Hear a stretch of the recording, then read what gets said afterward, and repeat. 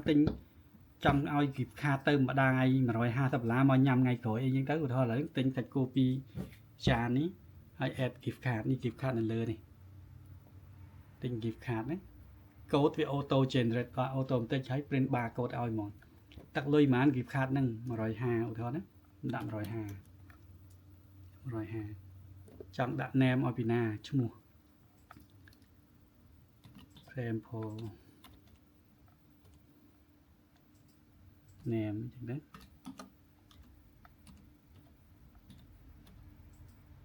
add ទៅvào add មកនេះគឺទឹកលេងចូលមកណាពេលដែលយើង check out ឧទាហរណ៍គាត់បងជា card សត confirm ពេលដែលយើង confirm មួយវា print voucher មកវា print អានេះរបស់តែគេកំងនេះរបស់គេកំងផ្ញើទៅម៉ាស៊ីនទៅខាងចក្រានអានេះ gift card មានឈ្មោះអី gift card ហ្នឹងពេញឲ្យ sample name នេះមានទឹកលុយ150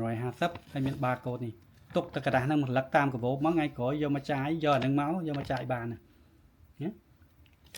ចង់ print receipt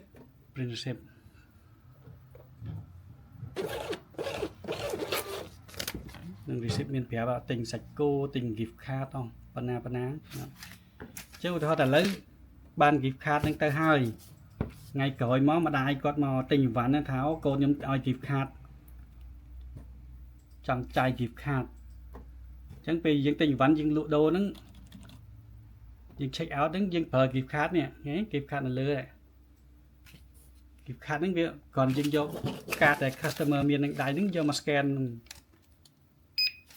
ហ្នឹងខ្ញុំសិន scan ខ្ញុំនេះ scan ហ្នឹងមកវាប្រាប់ទេ gift card ហ្នឹងមានទឹកលុយ$150ត្រូវការចាយថ្ងៃហ្នឹងអស់36អញ្ចឹងយើង apply មកវាកាត់ gift card ហ្នឹងកាត់លុយធ្លាក់ពី150ដក36ទៅវានៅសល់ប៉ុន្មានតាមនឹងទៀត confirm មកពេលយើង print មកវាប្រាប់ថា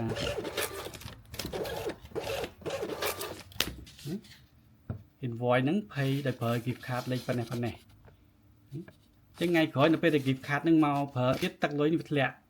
យើងអាចមើលក្នុងនេះ gift card management នេះយើង search gift card ហ្នឹងឃើញ scan មកវាសល់114ពីព្រោះទឹកលុយដើម150ដកមិញ36អញ្ចឹងសល់114អញ្ចឹងថ្ងៃក្រោយពេលដែល gift card ហ្នឹងមកភាសាទៀតវាដកលុយតាមហ្នឹងវាមិនមែនទឹកលុយពេញទៀតទេហើយបើយើងហើយដល់ system update ថ្មីខ្ញុំហ្នឹងយើងអាច print gift card ថ្មីបានទៀតយើង print gift card ថ្មីហ្នឹងមានទឹកលុយ update the latest value បាទអានេះភាសាម៉ាស៊ីនហ្នឹងខ្ញុំដាក់ version ចាស់នៅហ្នឹងទេដល់ពេលអាថ្មីខ្ញុំ update ច្រើនជាងហ្នឹងទៀតមាន function ច្រើនជាងហ្នឹងទៀត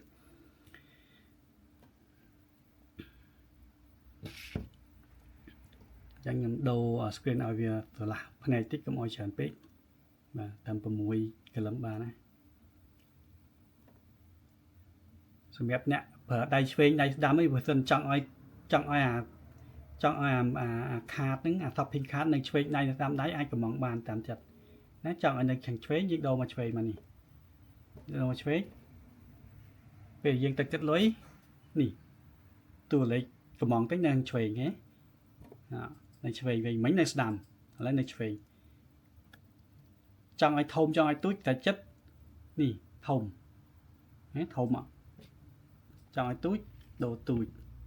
មាន small មាន medium មានអីចឹងទៅខ្ញុំដូរមកខាងស្ដាំវិញជាទូទៅបាទ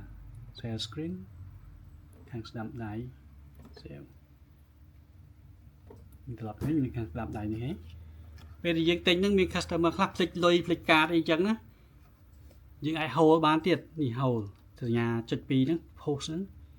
hold ទៅយើងអាចដាក់ឈ្មោះ customer ឈ្មោះអីពេលយើង hold ហ្នឹង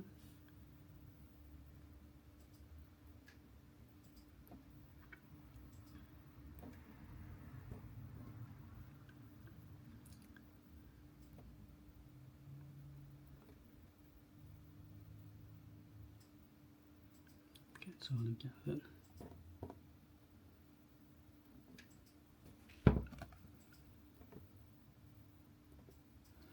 យ យើងអាច hold ហើយយើងអាច recall មកវិញបាននៅពេលដែលគាត់ឡំវិញយើងចុច recall ហ្នឹងវាមាន list ឲ្យយើងរើសថា customer ឈ្មោះអីយើង recall វាមកវិញបានបាទអញ្ចឹងយើងលុបចោលហ្ន